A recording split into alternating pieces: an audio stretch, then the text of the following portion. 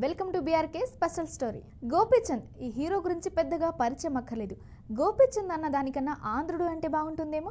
అవును, గోపీచంద్ సినిమా అంటే మనందరికీ ముందుగా గుర్తుకొచ్చే మొదటి సినిమా ఆంధ్రుడు. 2005లో విడుదలైన ఈ సినిమా అప్పట్లో ఒక సెన్సేషన్ క్రియేట్ చేసింది. ఆంధ్రప్రదేశ్, బీహార్ రాష్ట్రాలకు చెందిన ఓ కుటుంబ ప్రేమ కథ చిత్రం. ఆ తర్వాత గోపీచంద్ సినిమాలకు భారీగా డిమాండ్ పెరిగింది.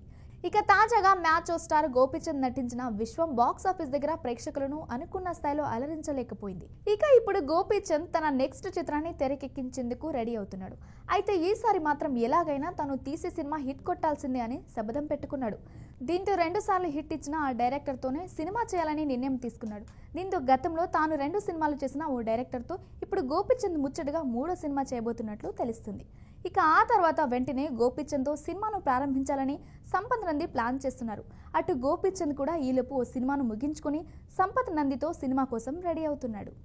మరి వీరి కాంబినేషన్లో తెరకెక్కనున్న హ్యాట్రిక్ మూవీకి సంబంధించిన అఫీషియల్ అనౌన్స్మెంట్ ఎప్పుడొస్తుందో చూడాలి. గోపీచంద్, సంపత్ నందిలది successful combination. Gautam Nanda, Seetimaarr hit అయ్యాయి. గౌతమ్ నందా థీమ్ బాగుంటుంది. గోపీచంద్ క్లాసీ లుక్లో అలరించాడు. సిటీమార్ కమర్షియల్గా మంచి టాక్ తెచ్చుకుంది. ఇప్పుడు వీరిద్దరి హ్యాట్రిక్ కొట్టడానికి సిద్ధమయ్యారు. గోపీచంద్, సంపత్ నంది నుంచి ముచ్చటగా 3వ సినిమా రాబోతుంది.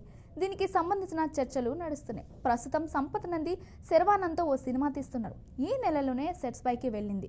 దీని తర్వాత గోపీచంద్ సినిమా పట్టాలెక్కుతుంది.